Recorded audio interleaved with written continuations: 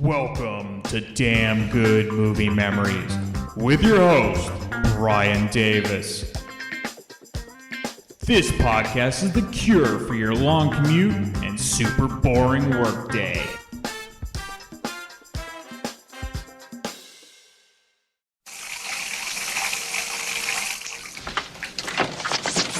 Hi, my name's Jack Jericho. Has anyone ever told you that you have the face of a Botticelli and the body of a Degas? No one who wasn't trying to pick me up. What's that? How kind, really. God, I love the way you said that. Hi. Did anyone ever tell you that you have the face of a Botticelli and the body of a Degas? I'm a 10th grade art teacher. Look, I must run, but let me assure you, this is only the beginning. Jack Jericho is a master in the art of meeting women. My name's Jack Jericho. Jack Jericho! Jack Jericho! You said that already. That's right, I did. Now, this artist This bud's for you. is about to meet his match. Can I ask you a very personal question? Did anyone ever tell you? That I have the face of a Botticelli. Think of something original. Some guy used it on me this morning. You're the most lovely, luminous, radiant, exotic, erotic woman I've ever met. He's shy. Jack, I have to want you to act this way. You do? I don't. You will? I won't. You can't lose this girl. Molly Ringwald, Has anyone ever told you that you have crazy taste in women? Robert Downey, I'm romantic. the pickup artist. Hey there, it's Brian Davis, and for this week's episode, we're going to cover the movie The Pickup Artist from 1987. The studio was 20th Century Fox. The release date was September 18, 1987. The running time, very quick, 81 minutes. The rating, PG-13. The budget was $15 million, and the box office only took in $13.2 million, making it the 78th ranked movie of 1987. Rotten Tomatoes gives the movie 57% rotten from 21 reviews. Roger Ebert at the time gave it half a star out of 4. And here's his review. James Toback's The Pickup Artist is an uneasy alliance of two incompatible groups of cliches. On the one hand, we have the horny teenager movie, made no more palatable because the characters are slightly older and should have known better by now. On the other hand, we have the desperate heroine trying to win enough money in Atlantic City to pay off her alcoholic father's gambling debts before he gets his kneecaps broken. Any movie attempting to find room for both of these plots in the same space of time already would be in trouble. But The Pickup Artist even has guest appearances from other movies. Actors playing the same roles in this film that they've already have played in other better films. Dennis Hopper, for example, is the drunken father, a shamble of ruined self-loathing, drinking himself into oblivion while his child tries to help him. This is a guest shot from Hoosiers. Then Harvey Keitel turns up as the sadistic mobster who wants to collect the money Hopper owes him. Later, in an Atlantic City casino, he gets his comeuppance from a gambling boss. Didn't we see this character in Wise Guys?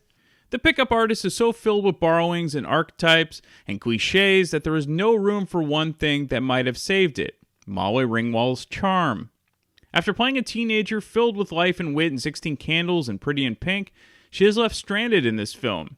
If all of her shots were strung together in one unbroken piece of film, you would see her standing there speechless with her mouth hanging open for minute after minute.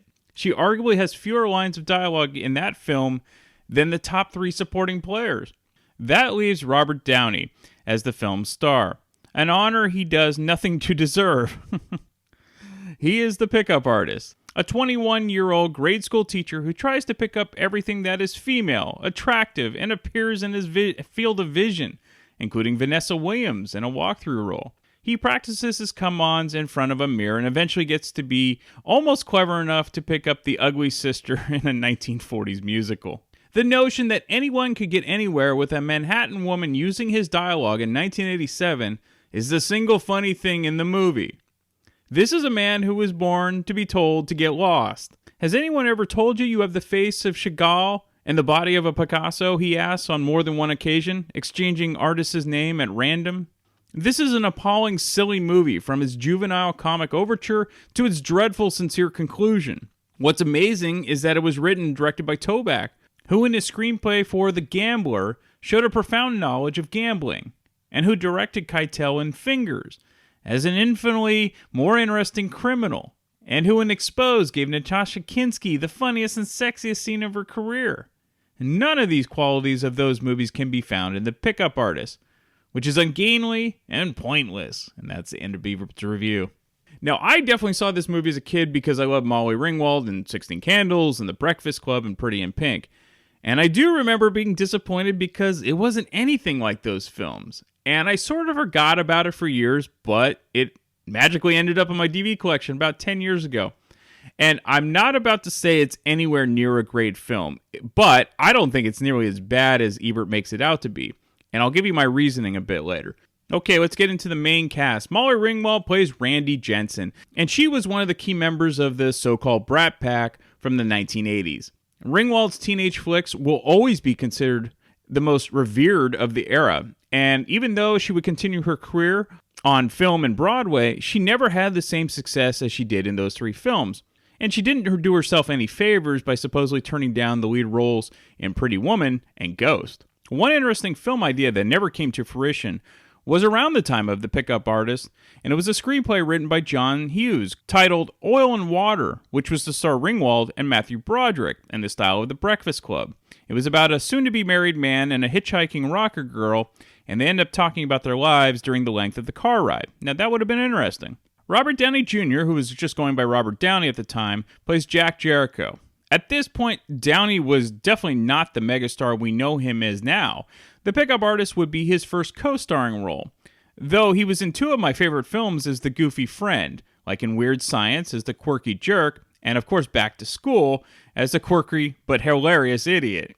This would be his final film where he was just billed as Robert Downey without the Jr. moniker. And as Ebert mentioned, there is a great supporting cast. Harvey Keitel, Dennis Hopper, Danny Aiello, and Victoria Jackson. The director and screenwriter James Toback. Ebert mentioned Toback's better-known writing credits. The three films he directed prior to The Pickup Artist were 1978's Fingers with Harvey Keitel, 1981's Love and Money, and 1983's Exposed with Natasha Kinski. Of note, Toback directed the terrific documentary Tyson in 2008 about the life of boxer Mike Tyson. All right, let's get into the film. The film begins with the classic R&B song, Da Do Ron Run, by the Crystals. Jack Jericho, Robert Downey, is talking to himself in the bathroom mirror, practicing his pickup lines. These lines are interspersed with Jack driving around town, scouting potential pickups while the opening song plays. Hi, my name's Jack Jericho. Hi, my name's Jack Jericho. Has anyone ever told you that you have the face of a Botticelli and the body of a Degas? Hi. Hi. Hi. Hi. Hi. Hi. Forgive me for intruding on you like this, but if I don't stop you now, I may never run into you again and may never have the pleasure of knowing who you are so that we can fulfill our destiny together on this planet. What's your name? Eileen? Eileen. God. Great name. God, brilliant name. How kind, really. God, I love the way you said that. Eileen, can I be bold enough to ask you for your phone number? Write it down? Right, are you serious? No, I have a photographic memory for everything that's important to me, and if your phone number isn't the most important 7 digits in the whole cosmos, then I don't know what it is. Jack has a nice trick where he constantly double parks in the city. This is New York City. He simply places an existing parking ticket on the windshield to deter potential traffic cops the hassle of writing another ticket. Though I think this is likely only going to work in the movies. This particular day, Jack scores one phone number from a very attractive woman who is just pinched in the ass by some creep. Jack uses this knowledge to charm her. However, Jack is all about quantity and immediately sees another woman across the street and races over to chat with her. This woman is not as accommodating, along with her Doberman pinscher named Caligula. And this woman is none other than singer and actress Vanessa Williams. Never forget it. 689-2751. Great pleasure meeting you. Hi, Jack. Hi, Karen. 689-2751. Karen. Hi. Jericho, and I couldn't help noticing this great outfit, the way you walk, which is very exciting. And terrific haircut, which I love. And, of course, this great-looking dog. Hi. He's not dangerous, is he? Depends. My name's Jack Jericho. You said that already. That's right, I I did. What's your dog's name? Caligula. Great name. And yours? Doesn't really matter, does it? Not at all. Have a pleasant afternoon. Maybe we'll run into each other again sometime. Jack is an elementary school gym teacher who is likely not going to have his contract renewed for the next school year. The principal, who likes Jack, tells him that there was a complaint from one of the mothers he tried to smooth talk, who was the wife of a mobster in town. Now, Jack should probably cool it, but he never will. To prove this point, that night, Jack tries to pick up a woman sitting in a car outside of a nightclub named Lulu, played by Victoria Jackson. Lulu is enjoying the flirting, but also warns Jack that her boyfriend won't think much of Jack if he catches him. Jack, of course, ignores this until her boyfriend, Alonzo, that's Harvey Keitel, appears, and as only he can, tells Jack what he can do. Now, Jack wisecracks a few lines before Alonzo puts a gun to his neck. Jack gets the message and scampers off into the nightclub. The what of a who? Has anyone ever told you that you have a magnificent smile and skin that was invented to be touched? No one who wasn't trying to pick me up. And would that be a sin? A mistake. No. Desire is never a mistake. Only rejection is. It isn't going to happen. How can you say that with this look on your face? It's just bubbling with curiosity. Because my boyfriend's gonna be back any minute, and if I'm not here, he'll kill me. If you're not here, how's he gonna kill you? He'll find me. He's got a lot of influence. He's in there right now with the second richest man in the entire nation of Colombia. Really? Perhaps they should mambo together. What's your name? Lulu. Lulu. That's one of the most erotic names I've ever heard. You better get inside. What am I gonna find inside that I haven't already found in you? I defy you to name one thing. It's too late now. For what? Who's this? Lulu, I want you to say hello to Carla. She's a lingerie designer. Whatever you're selling, we don't want it. I don't sell or buy, I just give and take. Is that so? Well, how would you like to take a beating? Hey, you know, there's a polite way of doing things, there's a rude way of doing things. I don't respond to the rude way. I do, on the other hand, respond to death threats. Should I move on? Get the hell out of here. Make her feel at home. Inside the club, Randy Jensen, played by Molly Ringwald, is being pressured to spend the night, or longer, with a wealthy businessman named Portocarrero, played by Bob Gunn. Facilitating this hookup is Alonzo, as he wants to get in good with the guy, and he knows that Randy's father is in debt to Alonzo for a lot of money. Don't get mad at me, okay? I'm Lulu, Alonzo's girlfriend, and I don't think you really, truly know what you're saying no to when you say no to Fernando Portocarrero. I mean, Fernando isn't just rich. If he was just rich, I'd tell you to say to him, take a hike, Buster. But he isn't just rich, he's rich. I mean, they're probably gonna do a whole segment on him for Lifestyles of the Rich and Famous with Robin Leach. Look, I don't know you, but I don't care how rich he is.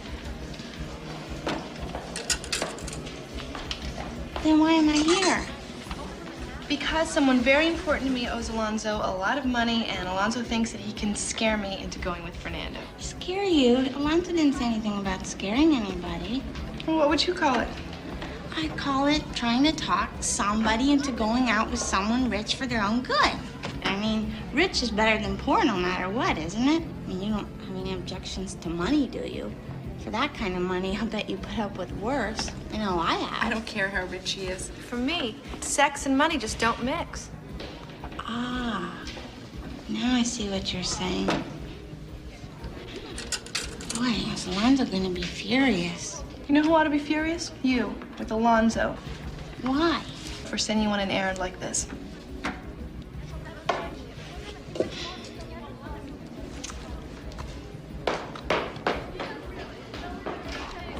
Hi, are you okay?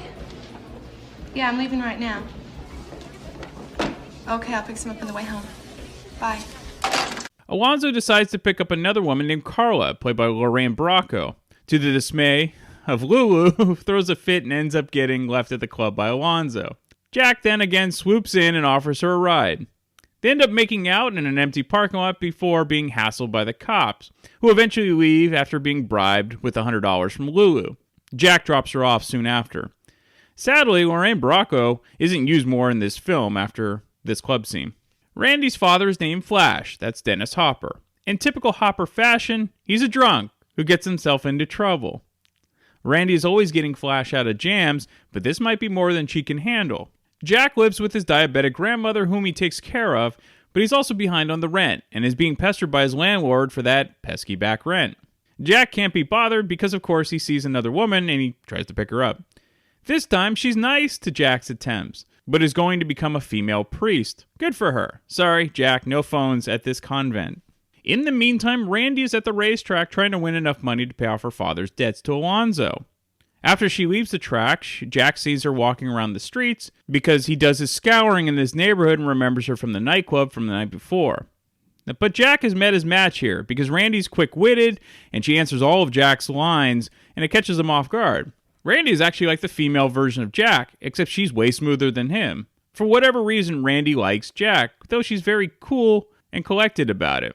She even has sex with him in his car in an empty parking lot in the middle of the day. Though she basically tells him to shut up for 10 seconds so she can orgasm. My name's Jack Jericho. I must say, that rose goes magnificently with your pale skin and dark eyes and white teeth and pink lips and red hair. Has anyone ever told you you have the face of a Botticelli and the body of a Degas? I'm a 10th grade art teacher. Want to see something strange? Need you ask? Holy shit. Is this an omen or is this an omen? It's weird. It's an omen, right? This whole thing is like a mysterious omen. It's weird. Can I ask you a question? As long as it's personal. Great answer, wow. It's a question. I recognize the Botticelli, but what are these books on gambling doing here? For a friend.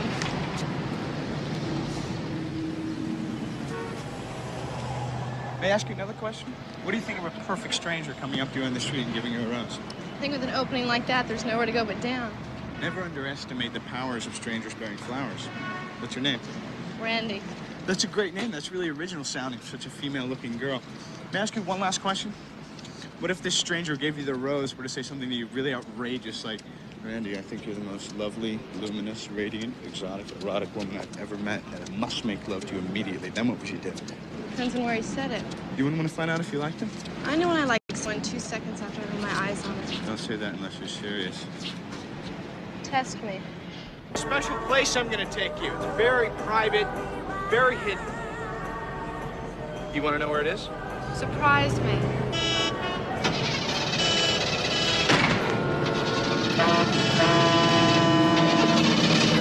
This never happens. This very rarely happens. I have a perfect communion with this car. Just needs a little foreplay.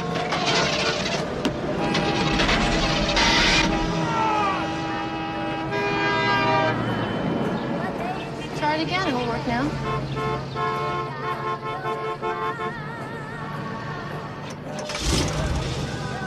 What, do you have magic powers? Well, I guess when I've seen enough. Did anyone ever tell you you're too good to be true? Not only that I'm too truthful to be good. Great line. Wow. You're very smart, aren't you? Did you go to college? No? That's very exciting. I mean, especially, wow, intelligence to me is just the greatest stimulant there is. I think it's nothing more stimulating than... What are you looking at? I'm looking at your legs, and I'm not afraid to admit it. Oh, I thought it was my intelligence that stimulated you. It was. It is. You know, I've always responded to women with a great intensity, but in the past it's been mixed. I love the arms, but I hate the voice. I love the voice, but I hate the mind. I love the mind, but I hate the feet. And then I have to concentrate on the one thing that excited me in order to get going. With you, it's different. Everything excites you. What are you thinking? I'm wondering if we're going to sit here until winter.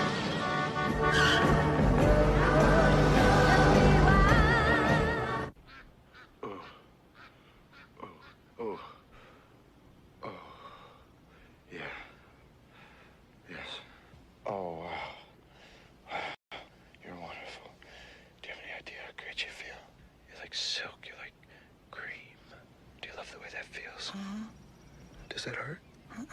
Are you sure? God, this is paradise, isn't it?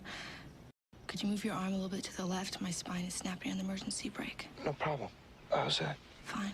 Is there anything in the whole cosmos that can make this moment any more perfect than it is right now? Just one. If you could keep absolutely quiet for the next 15 seconds, I'll come. Jack asks for Randy's phone number after their tryst, and she refuses.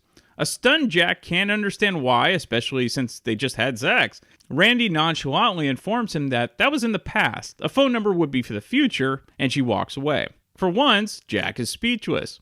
He can't believe he's just a fling for her. Oh, the irony, right? Randy is a tour guide at the Museum of Natural History. Jack gets the bright idea to bring his students to the museum for a tour. And of course, he requests Randy to be the guide. The scene is amusing, and Randy continues to somewhat enjoy Jack, but constantly puts him in his place. For example, if he's interested in really just her, he should just tear up his paper filled with the phone numbers he gets. Of course, Jack doesn't really want to do that, which proves Randy's point that she's just another pickup. It's all part of the back and forth game between the two. Now we get a little nice character role from Danny Aiello as Phil, who is friends with Jack and runs a little diner. Jack decides to follow Randy home from work and ends up going to her apartment. And then he meets her father, who is rip-roaring drunk. To make matters worse, Alonzo shows up to the apartment with one of his goons and demands his money, which is $25,000. Randy has until noon the following day, or else. Jack offers to help get the money to pay off Alonzo. It's a funny scene as Flash keeps calling Jack Jimmy. Also, Jack keeps thinking that Flash is her boyfriend. After leaving the apartment, Jack and Randy run into a mugger played by the great character actor Rennie Santoni. Jack uses his smooth moves to get out of them being mugged. I don't know how long you've been going with this guy, but I think it's really noble of you to take on your boyfriend's stat like it was your own. A lot of people would be...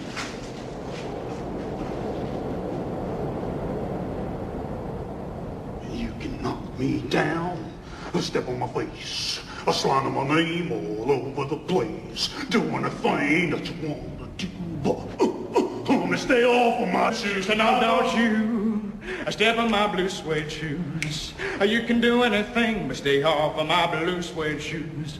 Now listen, you can burn my house, steal my car, drink my liquor from an old fruit jar. You can do anything that you want to do, but honey, lay off of my shoes. Now don't you step on my blue suede shoes. Blue suede shoes. What? You're completely crazy. Randy decides to take her paycheck and head to Atlantic City to try to win enough money to pay off the debt. In the meantime, Jack is trying to figure out ways to raise money as well, more conventionally, including asking his friend Phil, who tells Jack that he will help him to win the love of Randy. So Jack and Phil head to Randy's apartment to ask Flash where she is. Now keep in mind, they both think that Flash is Randy's super old boyfriend, not her father. But Randy is on a bus heading to Atlantic City, and she sits next to a woman named Harriet, played by Christine Baranski, who gives her history of failed relationships to Randy. It's a nice little scene which subtly gives some context to why Randy is the way she is.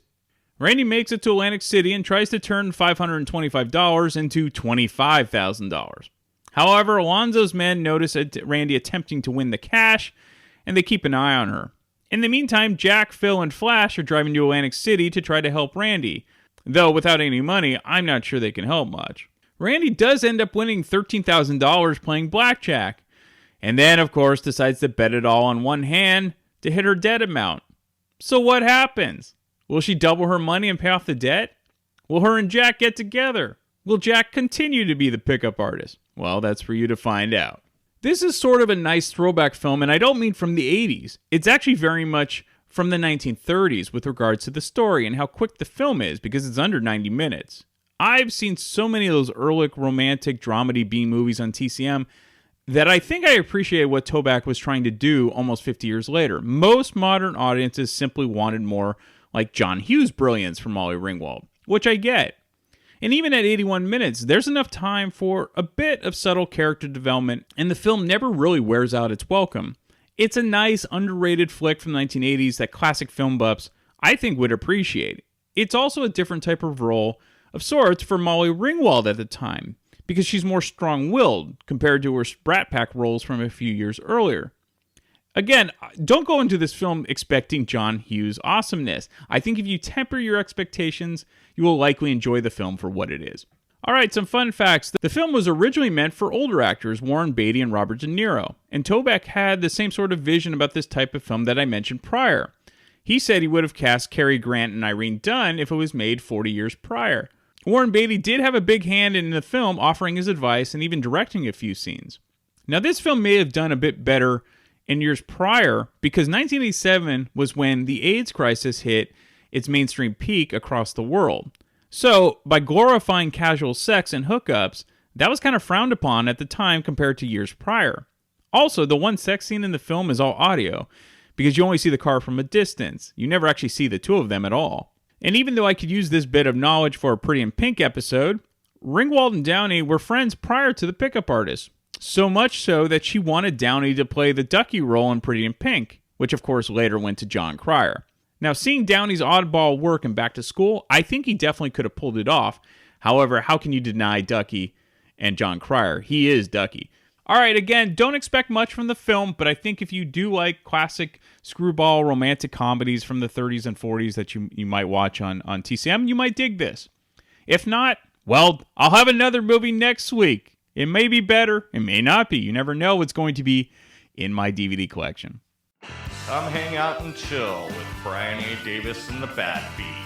Wednesdays, 11 p.m. Eastern, right here on thatmetalstation.com.